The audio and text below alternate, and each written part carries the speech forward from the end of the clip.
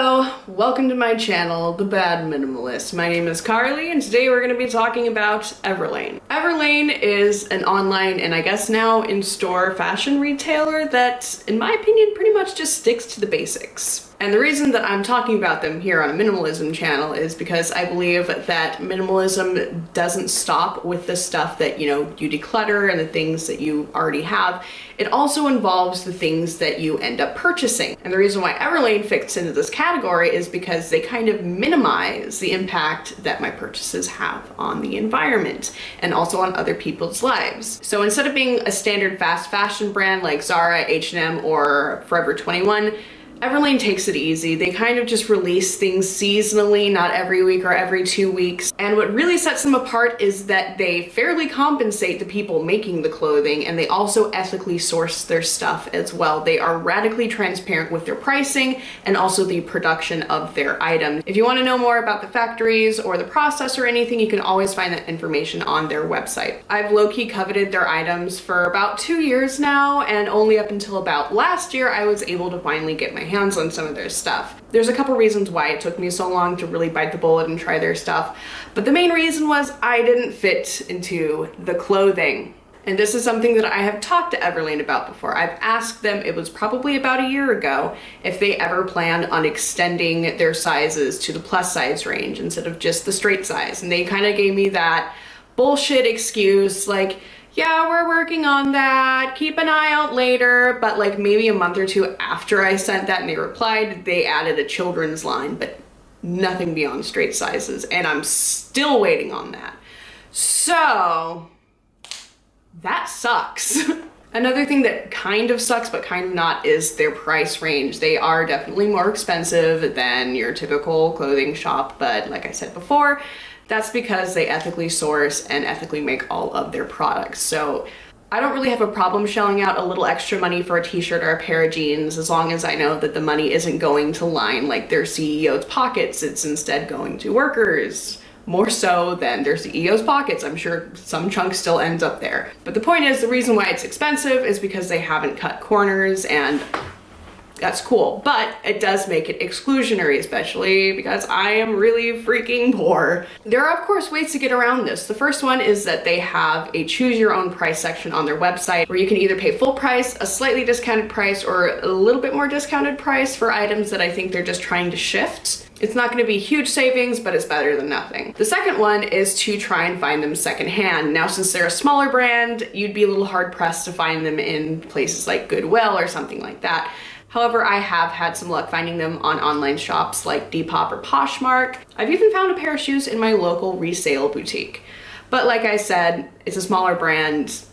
You may have a little problem finding them in store. Now, the third option is one that I'm not utilizing. It's one that I have the option of utilizing, but I choose not to, just for like, I want to keep things as kosher as possible, but they do have a referral program. So if you refer a friend with your referral link, you get a $25 credit on your account to their store.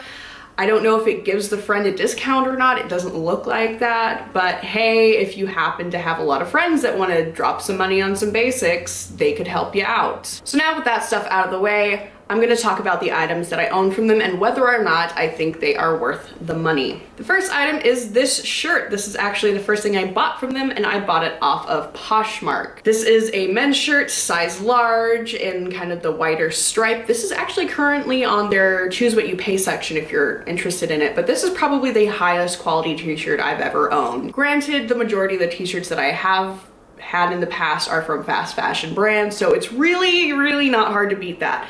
But I've been wearing this for probably about 6 to 8 months now, and I haven't noticed any like shifting of the seams. Like the seams don't twist at all. It's held up pretty well. I've spilled some stuff on this and it hasn't really stained, which I think is pretty cool.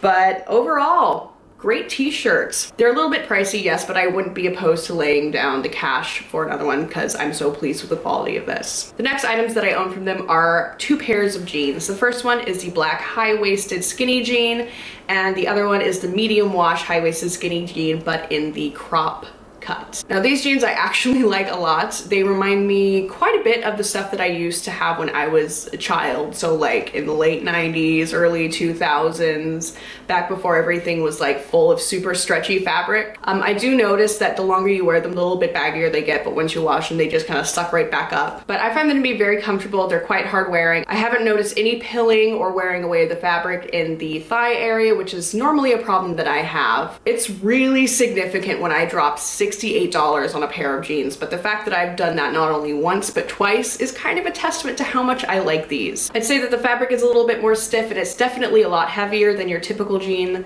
or jegging that you would find nowadays, but I think that that just kind of adds to the structure of the pant and actually makes them a little bit better quality as well. Everlane also came out with underwear and bras. So I picked up 3 pairs of underwear, a thong, a bikini, and a hipster, and one of their bras. The underwear are definitely something that I kind of regret purchasing. They're not bad by any stretch of the imagination. They're just not as good as my preferred brands.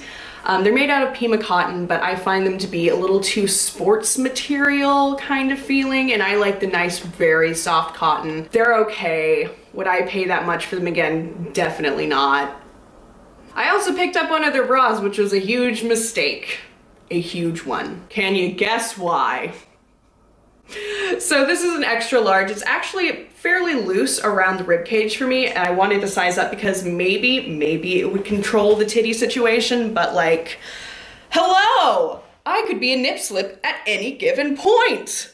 Woo! So yeah, this does not function as a bra for me whatsoever. It's, if anything, a very precarious titty shelf, but this has no practical application in my life. So fair word of warning, if you have a large chest, I would avoid the bras like a plague because there's just not enough fabric in this cut to really cover you.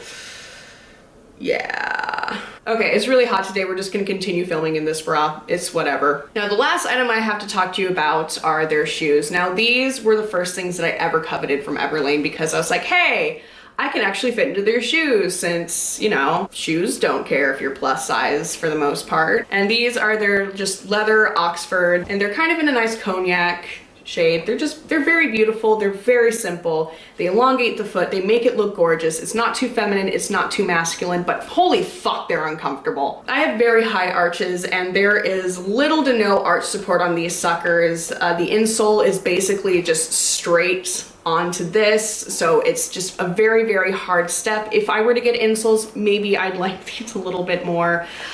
But my other problem with them is how easily they scuff. I bought these secondhand, they looked okay, but I wore them in the house for a little while and they just got so many scuffs on them. And I'm pretty rough on my shoes. These would not last the week. They'd stay intact, but they just look ugly as hell. So unfortunately, these were a huge miss for me. I'm so happy I didn't pay full price for them. They're like, what, $150+ for a pair of shoes that don't even stay unscuffed for more than 5 minutes? Like, no.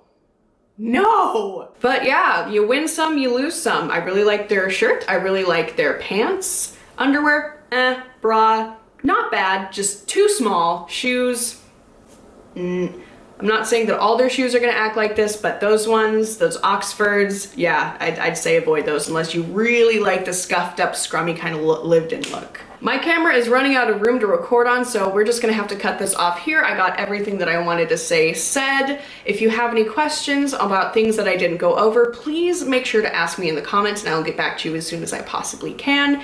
And with that, it's time for me to sign off. Thank you guys so much for watching and I will see you later. Bye.